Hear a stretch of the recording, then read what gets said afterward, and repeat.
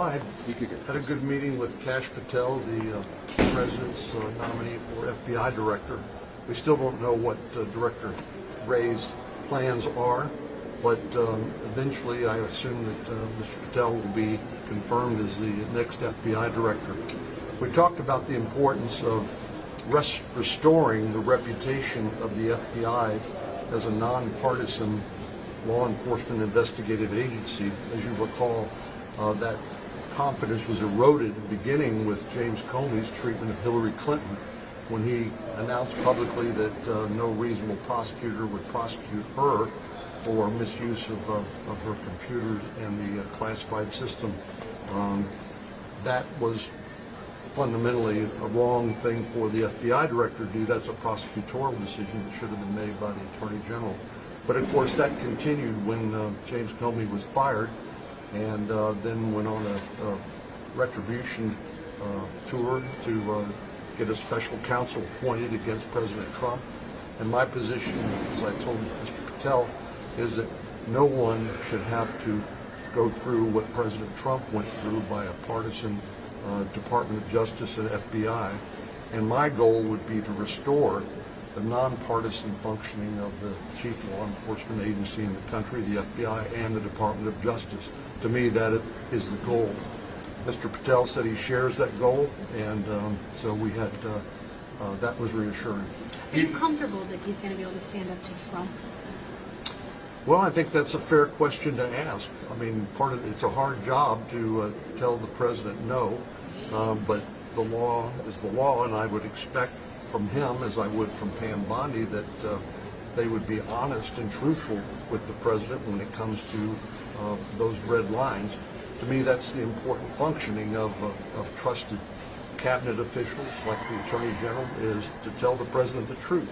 You don't have to tell the president that in public. You can tell him in private, but you have to tell him. Are you concerned at all by some of the? Are you concerned at all about some of the things Kash Patel has said he would want to do on day one? Close the FBI headquarters, fire a number of agents. I interpret that as hyperbole, and I think he will tell you that same thing. Mr. Cornyn, do you think Mr. Wray should resign? Pardon me? Do you think Mr. Wray should resign or wait to get fired? I'm not going to get involved in that. That's up to President Trump and Director Wray. Did you discuss this idea of going after those who went after President-elect Trump? Is that going to be okay for you, or is that going to be a problem? Well, as I said a moment ago, I don't think it's right to continue this weaponization of the Department of Justice and the FBI against political opponents. And that's why I think it's so important that this be about restoring the FBI and the DOJ to non-political organizations. So, but there is accountability, does matter, and I think Mr. Patel would say that there has not been accountability for people who violated the law and abused the position they've had at the FBI and Department of Justice for political purposes. That needs to end. What did you just point discuss out? the idea of pardoning January 6th?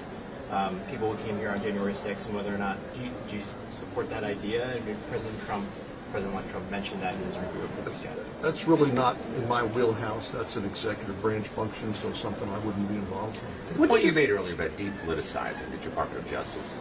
Just yesterday, Donald Trump said January 6th committee members of Congress should go to jail. What do you make of that?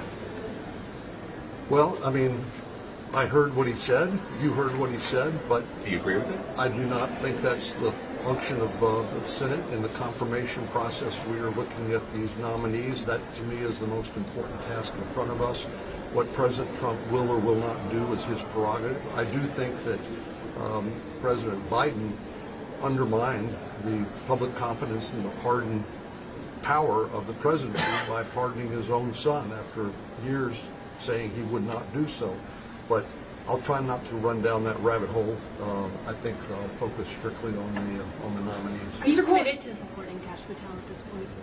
I'm certainly inclined to support him, barring some unforeseen circumstances. Mr. Cornyn, you talk about accountability. How do you define that exactly? Because we've had a number of FBI whistleblowers who have talked about abuse from management from the 7th floor to ASACs to SACs all over the country. We talk about that. How do you define accountability? Well, it depends on the facts. I mean, it could be a disciplinary matter. It could be a criminal investigation and prosecution. I think those are the sorts of things that seem like they've been swept under the rug. and I think that causes people to see the FBI as having been weaponized and become a political organization. I think that's wrong, and that needs to be corrected. But doing that is hard, but it's going to require us to go back using our oversight responsibilities in Congress and on the Judiciary Committee specifically to decide on a case-by-case basis who crossed what lines and what the proper remedy would be. So you would be okay with, so then you would be okay with criminal referrals if need be? If justified by the facts, I would. Do you get an idea of how those reforms are going to work if he gets the job?